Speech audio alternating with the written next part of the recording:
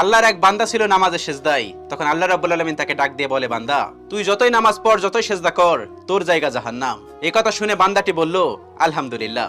আল্লাহ তখন বলে, এই বান্দা, জাহান্নামের কথা শুনে কেউ আলহামদুলিল্লাহ কয়? বান্দা তখন বলে, আল্লাহ, জাহান্নামের মালিকও তুমি, জান্নাতের মালিকও তুমি। তুমি আল্লাহ খুশি হয়ে যদি আমাকে জাহান্নামও দাও, তাও আমার আপত্তি করার কোনো অধিকার নেই। আল্লাহ তখন বলেন, বান্দা, জাহান্নামে গেলে তুই পুড়ে যাবি, তোর খুব কষ্ট হবে। বান্দা তখন বলতেছে, আল্লাহ, কষ্ট শুধু আমার হবে না, তোমারও হবে। আল্লাহ তখন বলতেছে, বান্দা, তুই পুড়বি জাহান্নামের আগুনে, আমার কষ্ট হবে কেন? বান্দা তখন বলে, আল্লাহ, কোনো মায়ের কোল থেকে যদি কোনো বাচ্চা পানিতে পড়ে যায়, তাহলে কোনো মাই দূরে দাঁড়িয়ে থাকতে পারে না, দৌড়ে গিয়ে বাচ্চাকে কোলে নেয়। আমার বিশ্বাস ওই মায়ের চেয়ে কোটি কোটি গুণ দয়া তোমার বেশি।